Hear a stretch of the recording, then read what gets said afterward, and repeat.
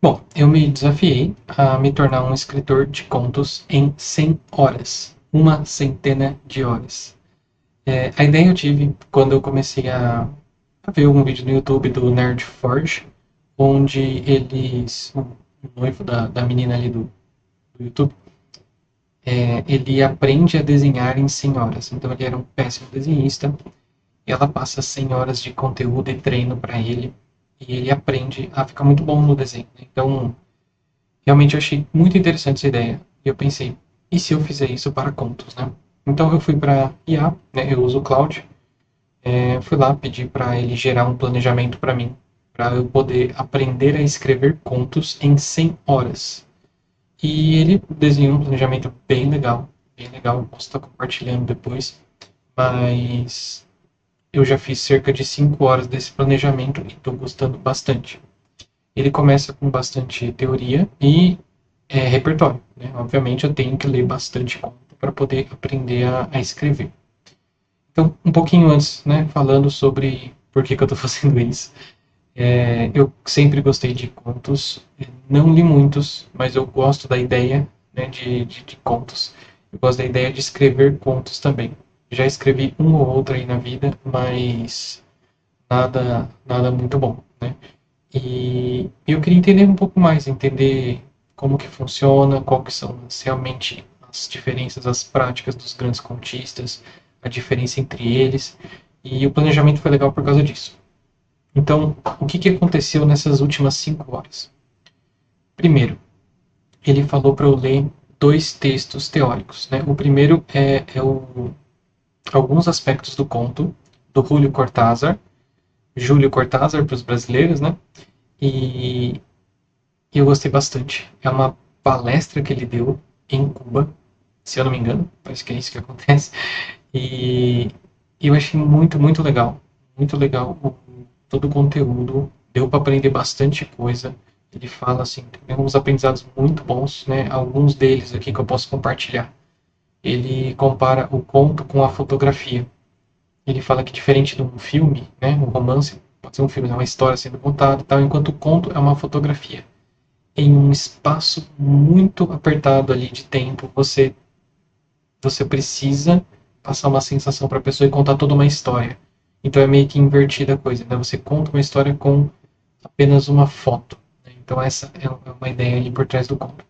E outra analogia que ele faz é que ele diz que se você numa luta de boxe, né, o romance, você ganha do leitor no caso, marcando pontos. Então, a cada capítulo você marca um ponto, vai marcando pontos e tal. E quando chega no final, você conquistou o leitor com todos os pontos que você marcou. Já o conto, você tem que ganhar por nocaute. Não adianta ficar tentando marcar ponto, porque você não tem tempo para isso. É como se fosse uma luta de boxe que só vai ter o primeiro round e acabou ali. Então, se você não ganhar por nocaute, o seu conto ele não atingiu o objetivo dele. E aí é muito legal porque a gente tem essa coisa, né, do ele é muito pequeno, mas toda a ideia é você pegar um, um conteúdo que é muito grande e conseguir sintetizar num pequeno conto. E aí uma outra analogia que ele faz que é como se fosse uma semente, que essa semente ela contém todo o tema, tudo que você trabalhou, e a pessoa ao ler esse conto, ela vai é, ter essa semente se desenvolvendo na cabeça dela e o conto vai ficar na cabeça dela por muito tempo, mesmo depois que ela leu. Então é uma experiência assim bem interessante. Depois eu li mais alguns contos do Cortázar e eu pude ver isso acontecendo. Então, assim, ele nossa, parece realmente ser um ótimo contista. Eu gostei muito dos contos que eu pude ler dele. E, poxa, aprendizado assim absurdo que apesar de eu ter sempre esse interesse nos contos, eu nunca tinha visto essas abordagens e visto assim tanto a parte teórica de um autor quanto a prática e poder comparar as duas coisas, né? Isso foi muito positivo para mim. Já o segundo texto teórico que eu deveria ler é do Edgar Allan Poe, que é a Filosofia da Composição. Esse texto ele explica como que ele fez para criar o poema O Corvo, que é um dos mais conhecidos aí do Edgar Allan Poe. Então, como eu sabia do contexto, né, desse texto, eu pensei, não, eu vou primeiro ler o poema e depois eu leio o texto. Achei que era uma coisa simples, né?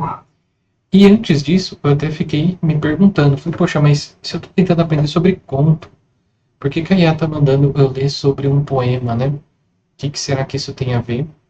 E eu questionei ela e as respostas foram bem interessantes.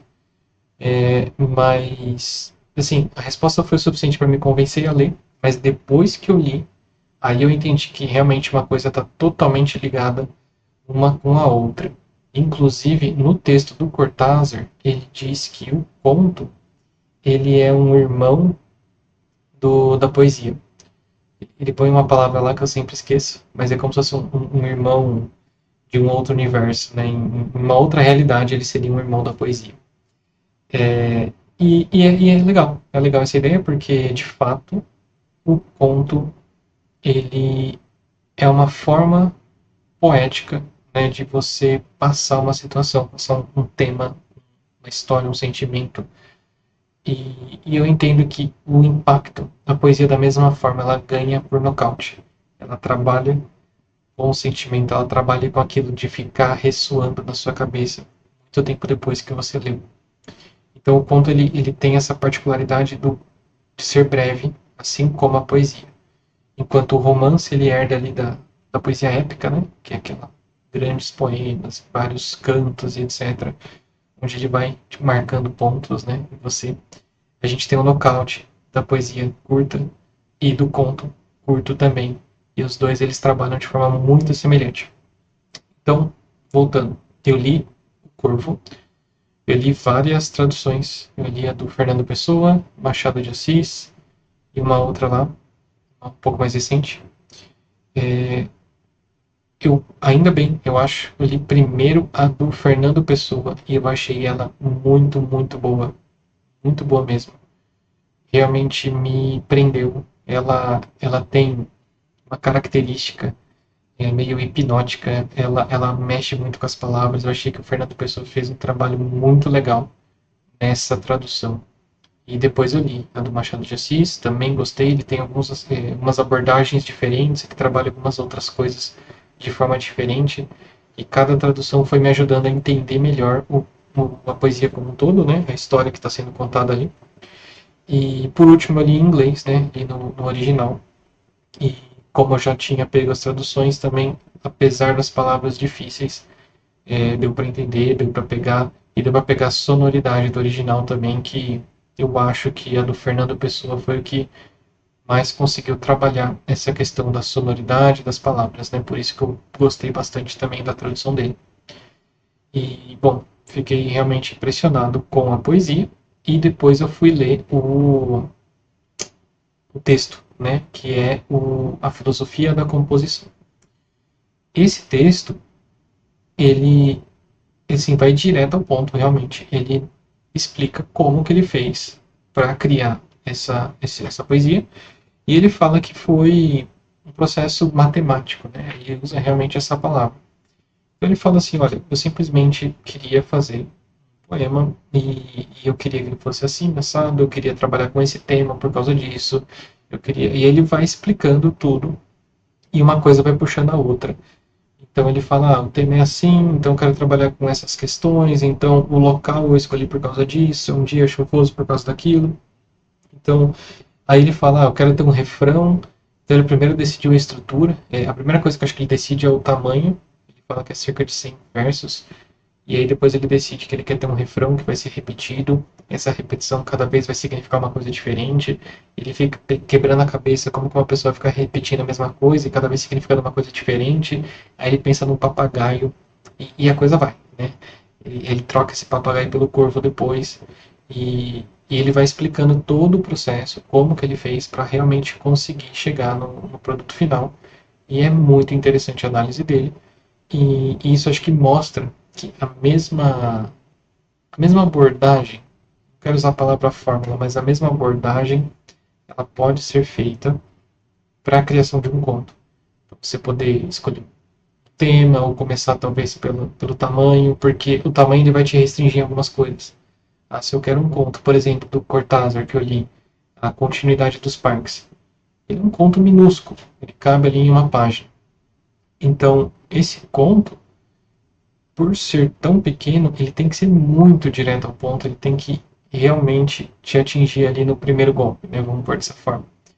E ele faz, né? Inclusive, a primeira vez que eu li, eu não entendi nada. Fiquei, nossa, mas acabou, o que que era para acontecer? E aí eu comecei a pensar, e era aquilo, né? Parece que, tipo, primeiro a gente cai, depois a gente sente o golpe, né? Então foi um pouco isso que aconteceu.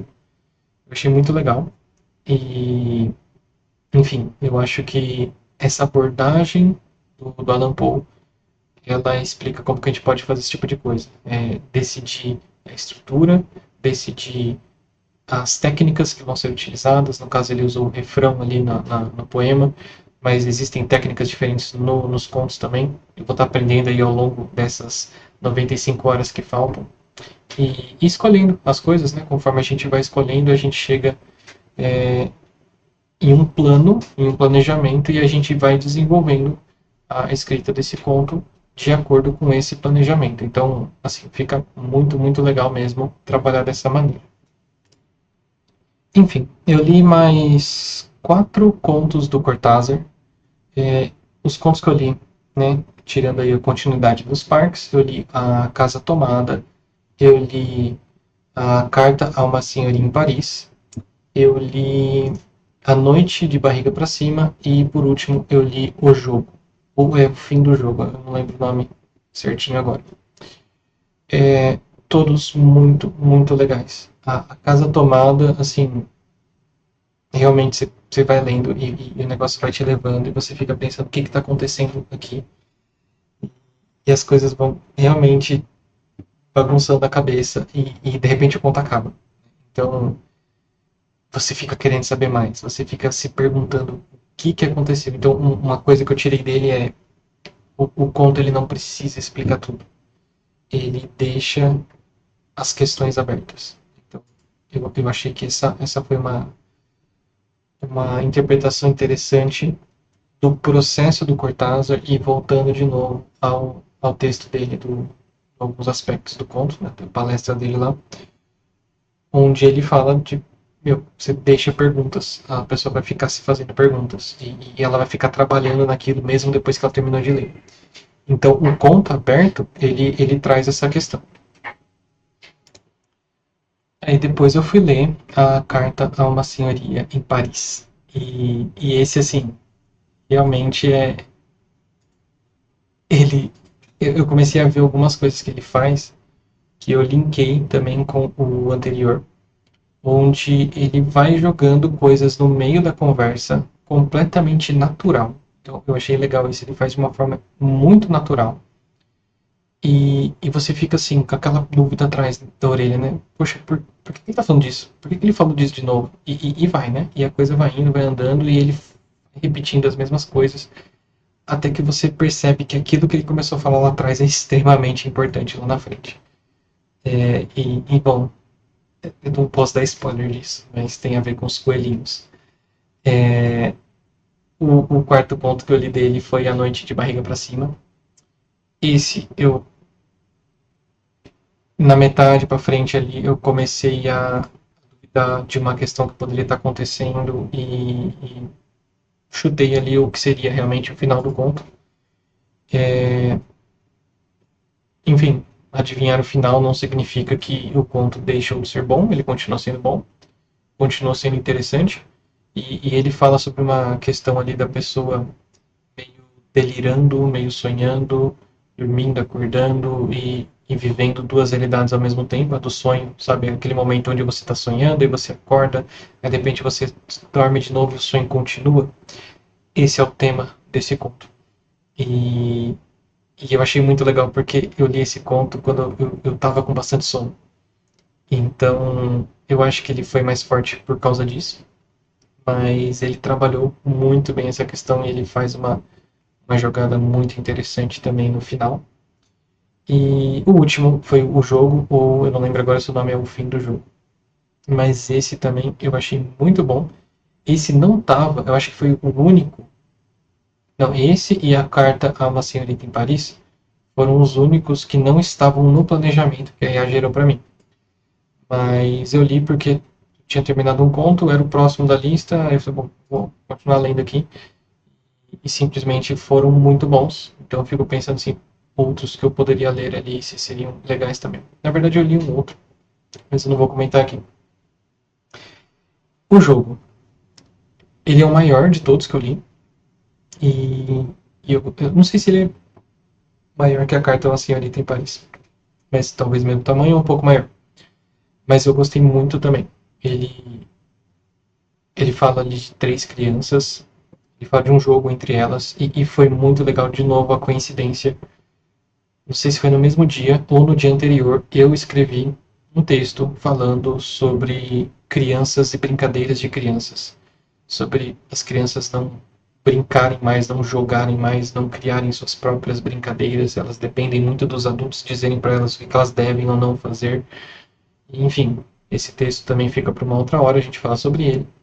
Mas o jogo, o tema é esse. O tema são jogos que as crianças fazem. Ele conta toda a história sobre o jogo, o que, que eles fizeram e tal, mas aí tem muita coisa envolvida. E em um curto espaço de tempo você tem ali três personagens, o que cada uma pensa, o que, que acontece, a relação com a família, a relação com o que elas fazem fora de casa, etc. Então tem também bem interessante, e esse eu acho que de todos foi um dos que mais ficou também na minha cabeça, ficou fazendo eu pensar sobre ele, e é um dos mais visuais, que dá para recordar bastante dos momentos, das cenas, das coisas que aconteceram e das perguntas que ficaram sem ser respondidas. Então, o que, que eu tenho a dizer, né, sobre essas 5 horas estudando sobre contos? Foi muito positivo, experiência muito boa. Eu sinto que, assim, se o plano são 100 horas, né, somente essas 5 já me deu assim, um salto enorme no estudo e no aprendizado sobre os contos. Estou muito interessado em ler diversos outros autores, comparar os estilos, né? Porque até agora o que eu li mesmo foi o Cortázar. Então eu quero passar aí lendo alguns outros também. Quero continuar lendo o Cortázar com certeza. E comparando os estilos e vendo se realmente as coisas que o Cortázar fala vale para todos os outros, se não vale. No próprio texto dele ele já faz uma separação, ele fala de estilos diferentes, ele cita alguns autores, então eu quero pegar especificamente esses que ele citou, os que já citaram também, os maiores contistas aí que a gente tem, né? É, enfim, tem bastante coisa para eu ler e estudar ainda. E, se eu não me engano, logo logo eu vou começar a tentar produzir algum conto meu. Eu acho que a ideia para começar é eu tentar pegar algum conto e tentar modificar alguma coisa, ou usar a mesma técnica, o mesmo estilo. Realmente meio que fazer uma cópia, só que colocando um pouco de mim nela, para ir aprendendo em cima disso, né? Eu gosto dessa abordagem, eu não acho que, poxa, eu vou fazer um negócio 100% original, não vou aprender tanto quanto se eu pegar algo e estudar aquilo dissecando mesmo, né? Se eu não me engano, o Cortázar disse isso, eu achei muito interessante, porque ele fazia muitas traduções, e ele falava que a cada tradução feita era como se você assim, tivesse lido e estudado absurdamente, profundamente um texto. Né? Então, ao traduzir, ele aprendia muito. Eu lembrei disso agora porque, óbvio, né? Ao copiar, ao tentar pegar um conto, dissecar ele e transformar ele em outra coisa e trabalhar em cima de um único conto, eu vou, com certeza, aprender muito mais sobre aquele conto ou aqueles contos que eu escolhi para mexer em si. Mas é isso. 5 horas foram, faltam 95 e eu vejo vocês na próxima.